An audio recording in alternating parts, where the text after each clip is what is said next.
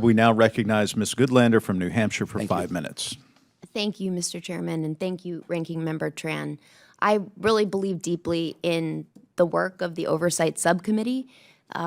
We all swore, one thing that unites us all in this committee and in Congress is we all swore an oath to protect and defend this important document, the United States Constitution. And one of the core responsibilities of Congress is oversight. It's because oversight is about transparency, which is essential to public trust. Oversight is essential to cracking down on waste, fraud, and abuse, which I'm deeply committed to. Oversight is about making sure that our government works for hardworking people and that we give the American people and our small businesses the certainty that they need and deserve. Another core constitutional responsibility of Congress is the power of the purse, the power to direct and control federal spending. And that's because we live in a democracy and not in a monarchy. And so what we've seen in the last 51 days is an unprecedented assault on this power of Congress.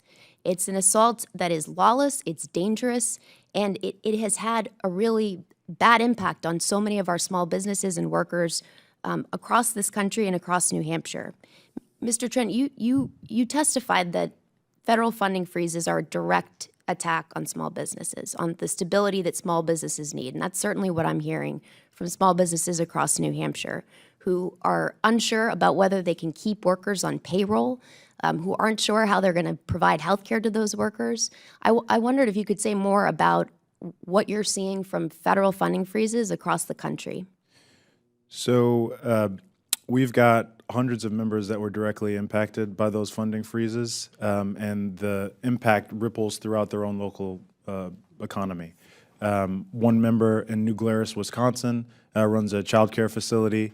Worried about state block grant funding, she thought that she might not be able to make payroll the next month and would have to fire half of her team.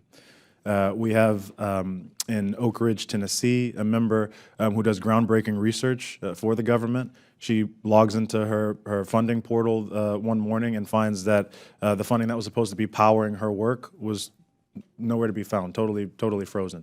We've still got folks who are wrestling with these freezes, and everyone is just told to be excited about the incoming, deregulation regime. And so it's really unfair, and we're certainly hearing from most of our members that this is something that's impacting them every single day. Well, I should say also the impact of these freezes has been on SBA workers in the state of New Hampshire. It's not just here in the Capitol, it's across the country in field offices, which is harming our small businesses too. Mr. Trent, you wrote about a subject that I care deeply about, fair competition. And I think it's another issue that should unite us all here in Congress. Our antitrust and consumer protection laws are as old, the ideas in them are as old as America. It's about checking power. And here on the Small Business Committee, we're about bringing power back to our small businesses at a time when the American economy has never been more consolidated. You wrote about the impact of the unprecedented access that an unelected billionaire in the White House has to the sensitive data of small businesses and of people across the United States. You testified that this destroys fair competition alongside the destruction of public trust. Can you say more about that? So there's a reason why, Walmart doesn't have access to the books of the mom and pop stores right down the street from it. There's a reason why no other CEO in this country has access to the bank statements, taxpayer data of small businesses, because it's an unbelievably unfair advantage. And this includes the taxpayer data and bank statements of some of Elon Musk's actual competitors. And so we need to be doing everything in our power to make sure that the playing field is level for small businesses to compete. And I'll just respond by respectfully disagreeing with some statements around deregulation and tax code that have been made. With deregulation, can be good, but very often the benefits accrue to the largest companies in the world. The repeal of Dodd-Frank and the lessening of restrictions around capital requirements inevitably led to the fallout of Silicon Valley Bank.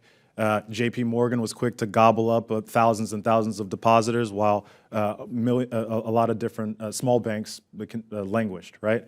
The tax code, 82% of surveyed small business owners believe that the tax code is currently rigged against them, favoring large corporations.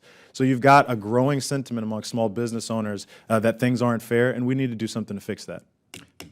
Thank you. The woman's time has expired. I yield back. All right.